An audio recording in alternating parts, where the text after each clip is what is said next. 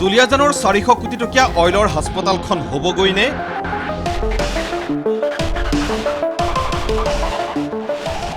দুশ বিচনাযুক্ত হাস্পতালক লৈ কি খেল খেলিছে অইলে? কাৰ অংক মিলাবলৈ গৈ চকু মুদি বহি আছে অইল কৰ্তৃপক্ষ। বহিৰাগতৰ দপদপনিৰ বিৰোধিতা কৰাৰ বাবেই স্তব্ধ নেকি নিৰ্মাণস্থলী? প্ৰথমে চাওক 2024 চনৰ 18 জুনৰ এই বিশেষ ফটোখন। অইল ইণ্ডিয়া লিমিটেড চমুকৈ অইলৰ অধ্যক্ষ আৰু পৰিচালন সঞ্চালক ৰঞ্জিত ৰথে আধাৰশিলা স্থাপন কৰিছিল দুলিয়াজানৰ অইলৰ হাস্পতালৰ। কথা আছিল 200 বিচনাযুক্ত হ'ব এই হাস্পতাল, থাকিব অত্যাধুনিক সা সুবিধা। নিৰ্মাণ ব্যয় ধাৰ্য কৰা হৈছিল প্ৰায় 400 কোটি টকা। 13 বছৰ পাৰ হৈ যোৱাৰ পাছতো এয়া নিৰ্মাণ কাৰ্যৰ অগ্ৰগতিৰ ৰেহৰূপ। মৰিশালীৰ নিস্তব্ধতা বিৰাজ কৰা দৃশ্যই প্ৰমাণ কৰে এই গতিত আৰু এটা দশকতো হৈ নুঠিব অইলৰ দুলিয়াজানৰ নতুন হাস্পতাল। কিয় বন্ধ হৈ আছে নিৰ্মাণ কাৰ্য? প্ৰশ্ন দুলিয়াজানবাসীৰ।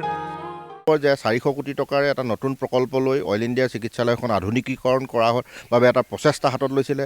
আশা কৰিছিলোঁ যে খুব জলদি আচলতে সেই হস্পিটেলখন গঢ় লৈ উঠিব, কিন্তু কিছুদিনৰ পৰা আচলতে কিছুমান খামখেয়ালিৰ বা কিছুমান বেমেজালিৰ বাবে কামটো আজি ঠিক এটা দীঘলীয়া সময় আচলতে বন্ধ হৈ পৰি আছে। কিন্তু এই কথা আমাৰ প্ৰথম আৰু প্ৰধান উদ্দেশ্যটো হ'ল যে আমাক হস্পিটেলখন যিকোনো মূল্য বিনিময়ত লাগে আৰু তাৎক্ষণিকভাৱে লাগে। আচলতে আমি এটা ইমান ধুনীয়া এটা সম্পদ আচলতে আমি হেৰুৱাব নোখোজোঁ। বন্ধ হৈ গ'লে বন্ধ হোৱাৰ আচলতে এই ব্যৱস্থাবিলাকৰ আমি আশংকিত হওঁ। আচলতে যিহেতু দুলিয়াজানত এখন ITI ইনষ্টিটিউট আজি অতদিনে বনি বন্ধ হৈ পৰি থাকিলে, সেইখনো অইল ইণ্ডিয়া লিমিটেডক আচলতে দায়িত্ব প্ৰদান কৰা হৈছিলে মুখ্যমন্ত্ৰী মহোদয়ে। এই কথাটো আমি কিন্তু অৱগত হ'লোঁ, কিন্তু সেই মেডিকেলখনো আজি পৰ্যন্ত পৰি থাকিলে। 13 বছৰ পূৰ্বেই অইলৰ CMD ৰঞ্জিত ৰথে আধাৰশিলা স্থাপন কৰা এই হাস্পতাল নিৰ্মাণৰ বাবে NBCC অৰ্থাৎ নেশ্যনেল বিল্ডিং কনষ্ট্ৰাকশ্যন কৰ্পৰেশ্যনৰ জৰিয়তে দিল্লীৱালা কম্ট কনষ্ট্ৰাকশ্যন প্ৰাইভেট লিমিটেডক দিয়া হৈছিল নিৰ্মাণৰ ঠিকা। কম্টে ঠিকা লাভ কৰাও প্ৰায় 7 মাহ পাৰ হ'ল, কিন্তু না অইল কৰ্তৃপক্ষ, না NBCC কৰ্তৃপক্ষ, না ঠিকাদাৰী প্ৰতিষ্ঠান কম্ট কনষ্ট্ৰাকশ্যন, কোনেও তিলমানো গুৰুত্ব দিয়া নাই হাস্পতাল নিৰ্মাণৰ কামৰ অগ্ৰগতিত। যিটো ঠিকা প্ৰতিষ্ঠান, এই ঠিকা প্ৰতিষ্ঠানৰ কামবোৰ কিন্তু অইল ইণ্ডিয়াও কিন্তু খুব তেওঁলোকে সূক্ষ্মভাৱে নিৰীক্ষণ কৰা নাই, আৰু যিটো NBCC যিটো প্ৰতিষ্ঠান আছে তেওঁলোকেও কিন্তু তেওঁলোকৰ কামবোৰ নিৰীক্ষণ কৰা নাই। 100,000 কোটি টকা খৰচ কৰি এখন চিকিৎসালয় নিৰ্মাণ কৰিব। এই চিকিৎসালয় নিৰ্মাণত কিন্তু আৰম্ভণিতে কিন্তু এনেধৰণৰ গাফিলতি হোৱাটো আমি খুব দুখ পাইছোঁ। কথা অইল ইণ্ডিয়াই নিজেই নিজাববীয়াকৈ, আৰু জিলা প্ৰশাসনৰ এটা দায়িত্ব আছে আচলতে কি কাৰণে গোটেই বিষয়টো বন্ধ হৈ পৰি আছে। জিলা প্ৰশাসনৰ দায়িত্ব লওক।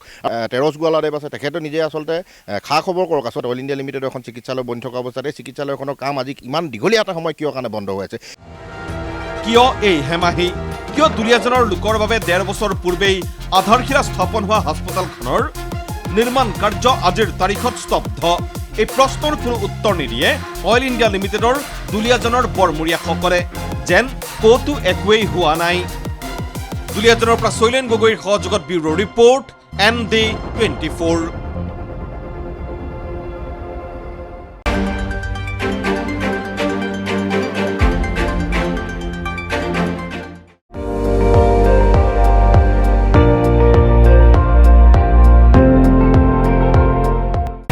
আপুনি চাই আছে ND24, সৰ্বশ্ৰেষ্ঠ নহয় সৰ্বোত্তমৰ দৌৰ।